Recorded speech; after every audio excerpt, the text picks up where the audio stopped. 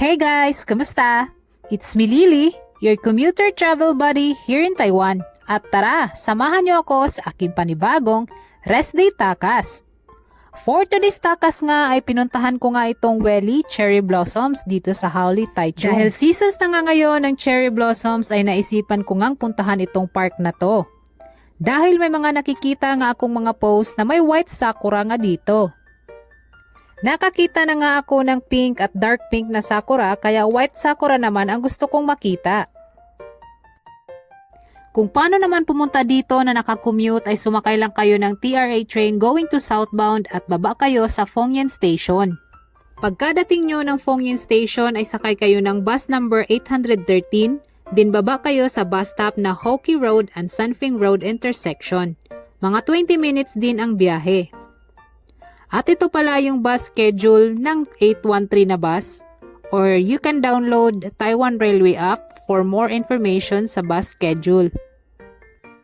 Pero kung marami kayong pupunta dito ay mag-taxi na lang kayo from Howley or Tayan Station para mabilis at 5 minutes lang din ang biyahe papunta dito. Sunday nga ako pumunta dito kaya expect na talaga na maraming tao. Marami nga akong nakikitang nagpipiknik dito dahil malapad talaga ang park na to. Hindi ka din magugutom dito dahil may mga nagtitinda ding mga snacks sa gilid-gilid at may mga locals din na nagtitinda ng mga oranges. Kahit na maraming tao pagdating ko ay napakaganda pa rin pagmasdan ang mga cherry blossoms dito ngayon dahil full bloom na sila. Dark pink nga pala na sakura ang marami dito at nakita ko na nga rin yung gusto kong makita, ang white na sakura.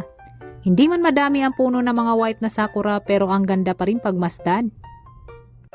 Mahirap man mag-picture dahil napakaraming tao pero sulit naman yung pagpunta ko dito. Kaya pag nagsosolo takas ka talaga ay dapat talagang maaga ka sa pupuntahan mo katulad ng ganito. Dahil expect ka na talaga na mga maya-maya ay marami na talagang tao at mahihirapan ka ng kumuha ng picture mo. Kaya habang seasons pa ngayon ng mga cherry blossoms ay puntahan nyo na itong Welly Park dito sa Taichung. Salamat sa panonood and see ya sa mga susunod ko pa na Rest Day Takas dito sa Taiwan. Bye!